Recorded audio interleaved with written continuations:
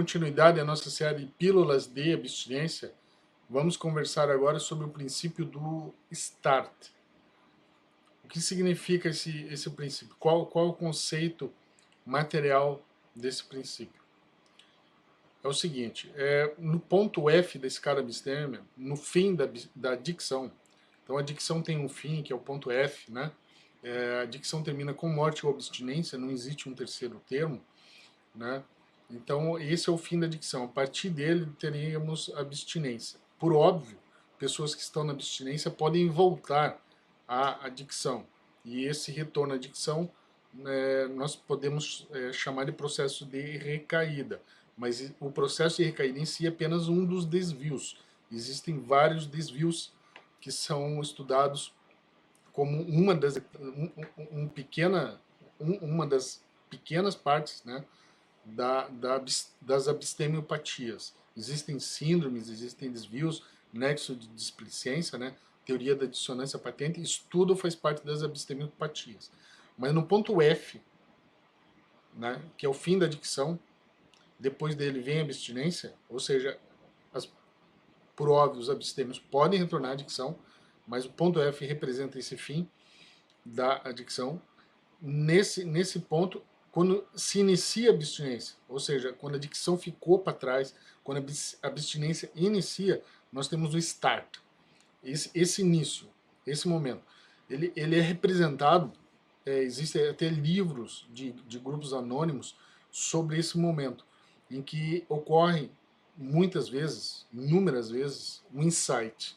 Insight, existem várias definições de insight, mas insight é aquele momento em que a pessoa consegue entender que tudo que ela passou começa a fazer sentido. É quando cai a ficha, o famoso cai a ficha, né? Nesse momento do insight, o instante seguinte a esse ponto F, né?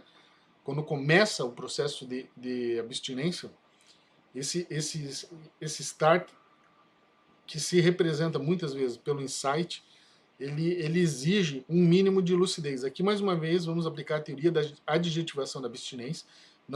Quando estamos falando em lucidez, estamos falando em lucidez abstêmia. Não é a lucidez de uma pessoa que não tenha passado pelo processo de adicção, e sim uma lucidez abstêmia. Ou seja, mesmo a pessoa estando sob efeitos de drogas ou álcool, ela pode ter esse insight, certo? Muitas vezes é mal compreendido esse insight, e ele é entendido como algo espiritual, algo divino, né? E por causa disso, muitas pessoas fundamentam a sua abstinência num sistema ideológico religioso. São pessoas que migram muitas vezes para a religião, por ter várias religiões, né? Por ter sentido esse insight, né? Mas esse insight realmente é o momento em que cai a ficha, que a pessoa consegue entender todo esse problema da adicção e o que ela precisa começar a fazer para virar o jogo. Bom, esses insights, existem insights de primeiro grau, que são esses insights no início do processo de abstinência. Existem outros insights que ocorrem em momentos posteriores. Esses insights nos momentos posteriores são denominados de insight de segundo grau. Como eu disse, existe um livro repleto desses insights, que faz parte de grupos anônimos, e que são relatos de pessoas do mundo todo e que passaram por isso. E como que foi o insight para elas, né? Isso é muito pessoal, é muito subjetivo, cada um tem o seu, quando tem, né? Nem todos têm o insight, mas cada um tem o seu. O interessante é que exige uma lucidez abstêmia, né? A pessoa pode estar sob efeitos de droga, então ela não estaria lúcida, mas para a abstinência ela está lúcida porque ela teve um insight, que é esse momento cai a ficha, né? E isso tudo exige, né, um mínimo de sanidade. Aqui é extremamente relevante. Veja só, essa sanidade que se exige para poder compreender o insight, né, eu entendo essa sanidade como sendo a gênese da abstinência. A abstinência tem uma gênese. né? Ela surge, para que ela surja, ela exige um mínimo de sanidade, tá? Vamos qualificar, vamos adjetivar sanidade e epistêmia, tá? Mas ela exige esse mínimo de sanidade. Então, essa sanidade mínima é capaz de gerar uma lucidez epistêmica que pode ser representada por um insight e que desencadeia o processo de abstinência inteiro, tá? Tudo isso a gente chama de princípio do start. Dá para estudar isso de modo mais fatiado, né? E em outros momentos, em outros vídeos, nós vamos fazer isso. Vamos fatiar e estudar com mais detalhes o que são os insights de primeiro e de segundo grau, como que eles podem ser representados e tudo mais. Mas é muito importante isso, tá? Esse insight, esse momento que cai a ficha, né? E que exige um mínimo de sanidade, uma sanidade epistêmia, né?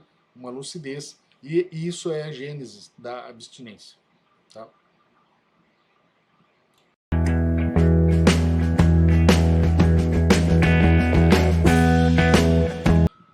Dando continuidade à nossa série Pílulas de Abstinência, vamos conversar agora sobre o princípio do Strongly Suggest, ou força da sugestão. Nós já conversamos um pouco sobre ele quando falamos de outro princípio, mas agora é sobre ele especificamente. Veja, a força da sugestão é a força que um abstêmio tem de influenciar outro abstêmio.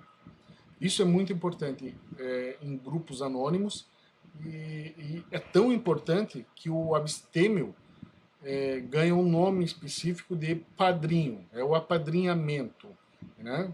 O padrinho é um abstêmio que tem um grande período de abstinência e que ajuda, né, dá sugestões aos abstêmios mais novos de como eles devem proceder em determinadas atitudes, como devem aplicar determinadas técnicas.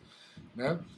O princípio do Strongly Suggest, ele indica que o abstêmio tem um grande poder de feedback, um grande poder sugestivo em relação a outros abstêmios. E isso é muito importante, porque muitas vezes as orientações dadas por um terapeuta, um psicólogo, um psiquiatra, elas se divergirem da opinião do padrinho, né, de um outro abstêmio, elas podem não ser seguidas e serem seguidas a opinião do padrinho, porque ele tem um poder de sugestão, um poder sugestivo muito maior. Ele pode influenciar cognitivamente muito mais o outro abstêmio, né, do que os terapeutas. Então, isso é muito importante, né?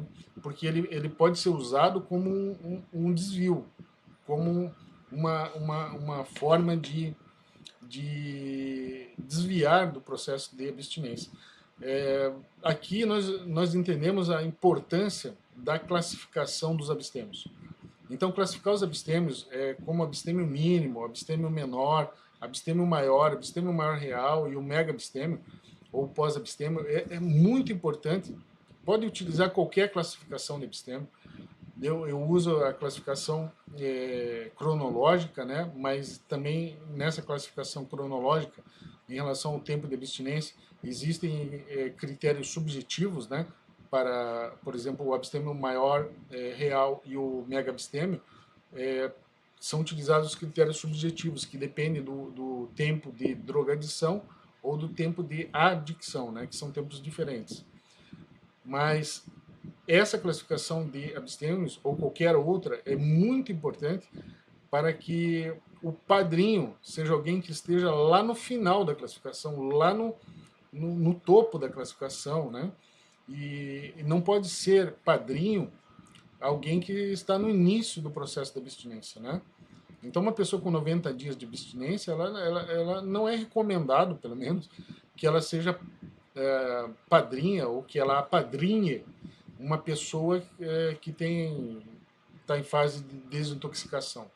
Então, o padrinho tem que ser alguém que tem longos períodos, décadas às vezes, de abstinência, e daí sim ele tem condições de poder apresentar sugestões mais focadas no processo de abstinência. Né? É preciso evitar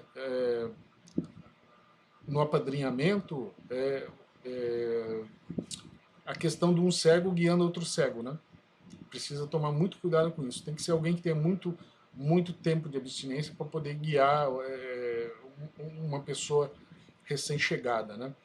O apadrinhamento em si é um elemento importante nos grupos anônimos, ele faz parte dos grupos anônimos, ele é muito estudado e muito aplicado lá nos grupos anônimos. Aqui nós estamos falando na epistemologia só do princípio do strongly suggest, que é essa força de sugestão. E um dos exemplos é o apadrinhamento. Mas em grupos anônimos, várias pessoas têm esse poder, né? Então, numa sala que tenha 15 pessoas, 14 podem ter uma opinião e um outro episteme ter outra opinião, né? E precisa tomar muito cuidado com as opiniões que são dadas, né? Porque as nossas opiniões nos grupos anônimos podem ser seguidas por outros epistemes. E a gente não pode guiar eles para um buraco, não pode retornar eles ao processo de edicção. Então, preciso tomar muito cuidado com as sugestões, muita atenção, muita parcimônia, para não opinar e fazer com que a pessoa retorne ao processo de adicção ou acabe até em situações mais graves, perdendo a própria vida, né? Então, esse é o princípio do strongly suggest.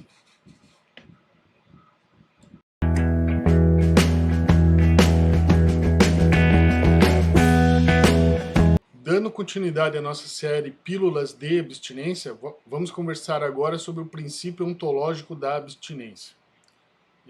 Na verdade, eu penso, eu gosto de pensar a abstinência como um ser. No seguinte aspecto, a abstinência ela nasce, ela se desenvolve e ela termina. O desenvolvimento da abstinência que é o mais complexo, né? É o grande busilis. É a manutenção da abstinência, o desenvolvimento dela, essa evolução abstêmica. O fim da abstinência é com a morte do sujeito ou com o retorno dele ao processo de adicção. Entendendo que os desvios não encerram a abstinência, mas apenas mantêm a pessoa num caminho secundário, mas ela permanece abstêmia, né? Todo esse contexto dá para fazer com que a gente pense que a abstinência é um ente que pode ser estudado. E até agora tem sido muito omitido, eu não sei porquê, mas está oculta. Ela não está vindo à tona, não está sendo apresentada, não está sendo, o foco não está nela. O foco, eu não sei porquê, mas está na adicção. Até por critérios, eu penso que critérios médicos, clínicos, né? As pessoas ficam focadas na adicção, mas não na abstinência. Eu gostaria que o foco fosse deslocado para a abstinência, porque se a solução da adicção é abstinência, então vamos estudar a abstinência, vamos entender para onde devemos ir, né? E não ficar focado apenas na adicção. Bom, pensando nisso, se a abstinência é como se fosse um ser, ela também se alimenta de algo, né, para poder crescer e evoluir. Ao que tudo indica, a abstinência se alimenta da própria abstinência. Nós chamamos isso do efeito de autopoiese, né? É autopoética. A abstinência ela se alimenta dela mesma. Parece que se a pessoa tem 20 anos de abstinência, a tendência a ela ter 21 é muito grande. Contudo, se a pessoa tem 20 dias de abstinência, a tendência a ela ter 21 dias é muito pequena, comparada com quem já tem décadas, né? Então, isso e muito mais faz parte da abstinência. A abstinência tem princípios, tem efeitos, tem técnicas, ela possui síndromes, ela possui abstemiopatias. Isso tudo tem que ser estudado, isso tudo tem que ser analisado para que a gente possa compreender esse fenômeno que é a abstinência, né? No que se refere ao abstêmio, né? Existe a necessidade da honestidade para que ele consiga se autoavaliar constantemente, pelo menos avaliar as exposições a riscos que ele coloca abstinência para não perder a abstinência, né? E esse é um aspecto só que eu gosto de pensar, né? Que também existem opiniões divergentes, mas eu entendo que a abstinência ela é um ser que deve ser estudado, né? No sentido ideológico, né? Temos que compreender o que ela é, o que ela representa e por que alguns não conseguem obtê-la, né? Na verdade, grande parte da sociedade não consegue obtê-la, porque a sociedade, de alguma forma, pelo menos a sociedade brasileira, ela se classifica mesmo como mera usuária ou usuária abusiva, né? São poucos os que são realmente abstêmios, né? E ainda existe uma porcentagem de adictos. Então, abstêmios mesmo são muito poucos em relação a drogas e álcool, certo? Aqui a gente foca sempre em drogas ou álcool, mas a abstinência ela também é prescrita para muitas outras situações, né? Muitas outras dependências, que não necessariamente é apenas drogas ou álcool, né? A abstinência é prescrita também para dependência sexual, para dependência de jogos, né? E as dependências virtuais e por aí vai, né? Mas eu gosto de pensar dessa forma. Então existe um princípio ontológico da abstinência, né? Que informa que a abstinência é um fenômeno que precisa ser estudado à parte e que existe, quer a gente queira ou não.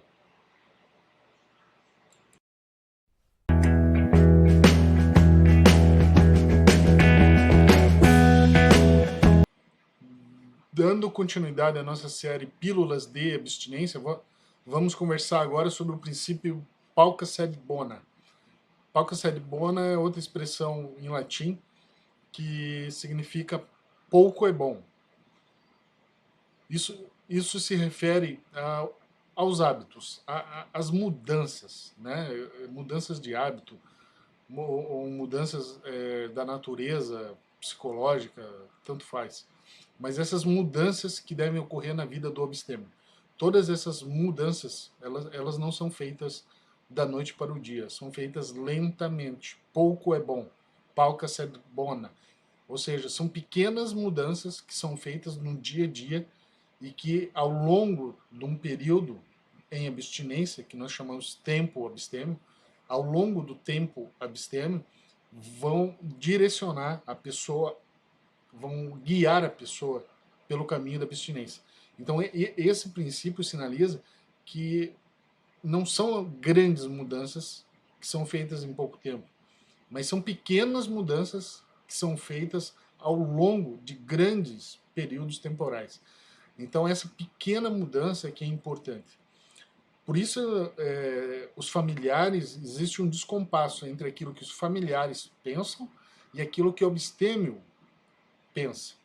Esse descompasso, ele, ele existe porque, às vezes, o abstêmio ele diz que está em abstinência, que está fazendo tudo correto e que vai tocar a vida dele e está tudo bem. E, por outro lado, os familiares que estão mais perto dele percebem que isso não é real, percebem que não existe essa grande mudança, que isso é uma ilusão. Então, esse descompasso entre os coabstêmios e o abstêmio, né, é muito comum, porque as mudanças são pequenas. É importante entender isso e também os familiares entenderem isso, porque os familiares, às vezes, querem grandes mudanças em pequeno período, né? E isso não é possível. Então precisa ver os dois lados, né? Às vezes o abstêmio quer grandes mudanças, mas é incapaz de fazê-las, e muitas vezes os familiares querem essas grandes mudanças, né? Ou acredito que elas ocorram. Essa no primeiro internamento, nos primeiros internamentos, para aqueles que foram internados, é comum que os familiares acreditem que é um problema passageiro, rápido e que vai ser solucionado sem grandes dificuldades.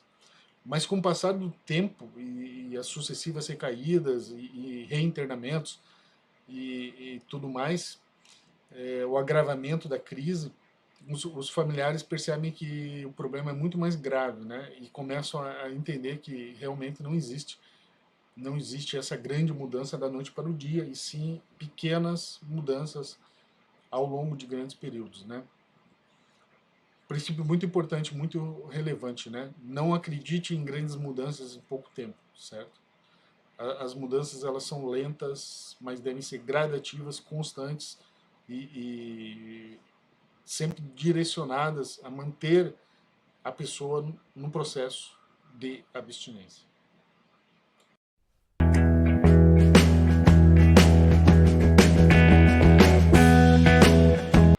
Dando continuidade à nossa série Pílulas de Abstinência, vamos conversar agora sobre o princípio do Busiris et punctum dolens. É uma expressão em latim, né? Et punctum dolens. Quer dizer que busilis é o ponto central, é o X da questão. E et punctum dolens é o ponto que causa mais dor. Ou seja, aqui é o princípio do X da questão, daquilo que causa mais dor, daquilo que é o centro de todo o sistema. Tá? Veja que interessante, nós temos, quando conversar sobre busilis, daqui nós vamos ter duas situações. O busilis da adicção e o busilis da abstinência. São coisas diferentes. O busilis da adicção, aparentemente, é o orgulho exacerbado, certo? É teimosia, é umbigo, uma relação egóica que a pessoa possui, né? Esse é o X da questão na adicção. É preciso discutir isso durante alguns minutos para poder entender. Eu já estou dando de mão beijada sem aplicar todo o raciocínio. Mas o adicto tende a ser uma pessoa muito orgulhosa, e todos que lidam com pessoas em tratamento, em clínicas, ou comunidades, ou os terapeutas, sabem que estão lidando com pessoas muito orgulhosas, né? Vou sintetizar isso na máxima: eu bebo com meu dinheiro. Quem que nunca ouviu essa máxima? Então ela é o auge do orgulho mesmo. Tá? Ele bebe com o dinheiro dele e o resto que se exploda. Esse é o centro, é o busilis, é o ponto que causa mais dor na adicção. Contudo, qual que é o busilis da abstinência? Qual que é o centro da abstinência? Ao que tudo indica, o busilis da abstinência é a manutenção da condição de abstêmio. Ou seja, o busilis da abstinência é justamente ser abstêmio, ou seja, abster-se do uso de drogas ou álcool. Isso é o centro de tudo. Tudo se resume a isso, a essa abstenção. O resto são os efeitos que isso gera. Então, sobriedade é um efeito gerado pela abstinência. A sobriedade, no sentido da temperança, do equilíbrio, do comedimento, é um efeito gerado pela abstinência, só isso. Um emprego, um relacionamento afetivo mais saudável e a participação, o retorno dessa pessoa ao convívio familiar, essa refamiliarização, isso tudo são efeitos gerados pelo busilis, pelo ponto central, por aquilo que causa mais dor na abstinência, que é ser abstêmio, que é manter-se no processo de abstinência, que é simplesmente não usar drogas e álcool. É uma liberdade negativa, a liberdade de não usar. E esse é o busilis da abstinência. Aqui eu deixo o material para vocês, com tudo isso escrito para que possa ser lido e trabalhado cognitivamente.